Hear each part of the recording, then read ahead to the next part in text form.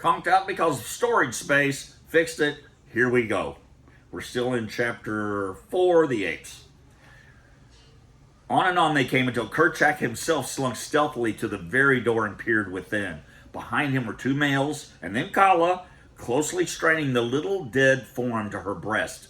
Inside the den they saw the strange white ape laying half across a table, his head buried in his arms, and on the bed lay a figure covered by a sailcloth, while from a tiny rustic cradle came the plaintive wailing of a babe. Noiselessly Kerchak entered, crouching for the charge, and then John Clayton rose with a sudden start and faced them. The sight that met his eyes must have frozen him with horror, for there, within the door, stood these great bull apes, while behind them crowded many more, how many he never knew, for his revolvers were hanging on the far wall beside his rifle, and Kerchak was charging him. When the king ape released the limp form, which had been John Clayton, Lord Greystoke, he turned his attention toward the little cradle. But Kala was there before him, and when he would have grasped the child, she snatched it herself, and before he could intercept her, she had bolted through the door and taken refuge up into a high tree. As she took up the little live baby of Alice Clayton, she dropped the dead baby of her own into the empty cradle, for the wail of the living had answered the call of universal motherhood within her wild breast, which the dead could not still. High up among the branches of a mighty tree, she hugged the shrieking infant to her bosom, and soon the instinct that was as dominant in this fierce female as it had been in the breast of his tender and beautiful mother, the instinct of mother love, reached out to the tiny man-child's half-formed understanding, and he became quiet. Then hunger closed the gap between them, and the son of an English lord and an English lady nursed at the breast of Kala, the great ape. In the meantime, the beasts within the cabin were warily examining the contents of this strange lair. Once satisfied that Clayton was dead, Kerchak turned his attention to the thing which lay upon the bed, covered by a piece of sailcloth.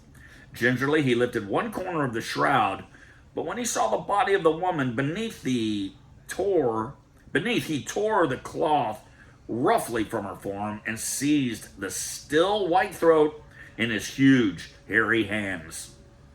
A moment, he let his fingers sink deep into the cold flesh, and then, realizing that she was already dead, he turned from her to examine the contents of the room, nor did he again molest the body of either Lady Alice or Sir John. The rifle hanging upon the wall caught his first attention. It was for this strange, death-dealing thunderstick that he had ventured and yearned for months.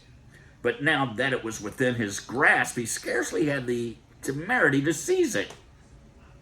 Cautiously, he approached the thing, ready to flee precipitately should it speak in its deep, roaring tones as he had heard it speak before. The last words to those of his kind who, through ignorance or rashness, had attacked the wonderful white ape that had borne it.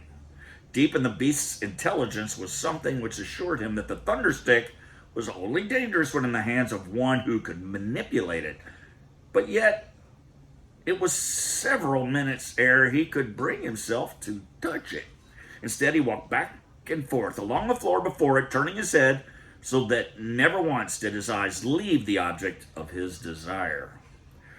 Using his long arms as a man uses crutches and rolling his huge carcass from side to side with each stride, the great king ape paced to and fro, uttering deep growls, occasionally punctuated with the ear-piercing scream than which there is no more terrifying noise in all the jungle. Presently, he halted before the rifle.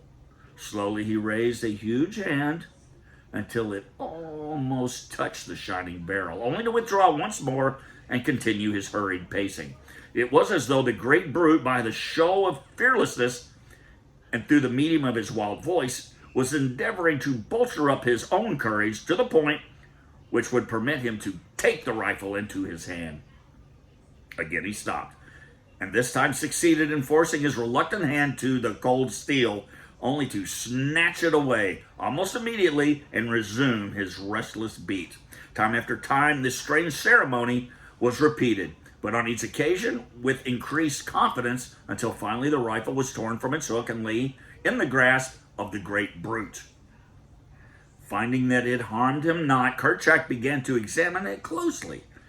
He felt of it from end to end, peered down the black depths of the muzzle, fingered the sights, the breech, the stock, and finally the trigger.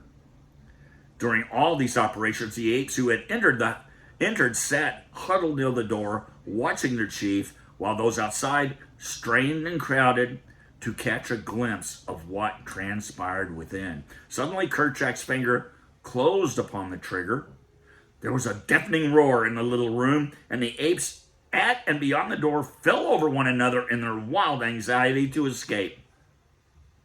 Kerchak was equally frightened, so frightened, in fact, that he quite forgot to throw aside the author of that fearful noise, but bolted for the door with it tightly clutched in one hand. As he passed through the opening, the front side of the rifle caught upon the edge of the unswung door with efficient force to close it tightly after the fleeing ape.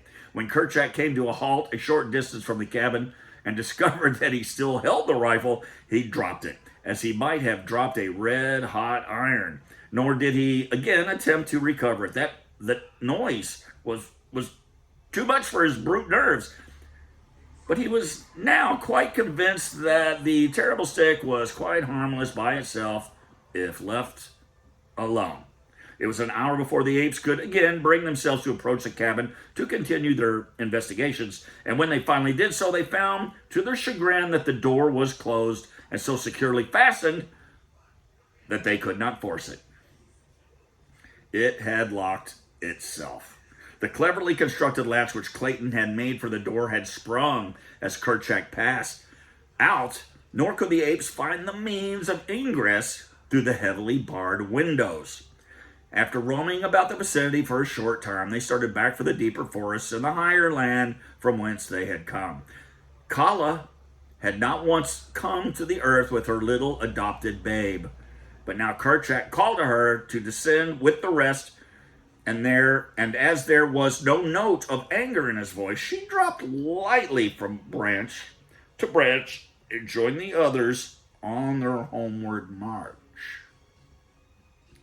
Those of the apes who attempted to examine Kala's strange baby were repulsed with bared fangs and low menacing growls, accompanied by words of warning from Kala. When they assured her that they meant the child no harm, she permitted them to come close, but would not allow them to touch her charge. It was as though she knew that her baby was frail and delicate and feared lest the rough hands of her fellows might injure the tiny little thing. Another thing she did, and which made traveling an onerous trial for her, remembering the death of her own little one, she clung desperately to the new babe with one hand whenever they were upon the march. The other young rode upon their mothers' backs, their little arms tightly clasping the hairy necks before them, while their legs were locked beneath their mother's armpits. Not so with Kala. She held the small form of the little Lord Greystoke tightly to her breast, where the dainty little white hands clutched the long black hair which covered that portion of her body. She had seen one child fall from her back to a terrible death, and she would take no further chances with this one. The end. That's the apes. You get to see why Tarzan begins. All right, the next chapter is called The White Ape. See you then.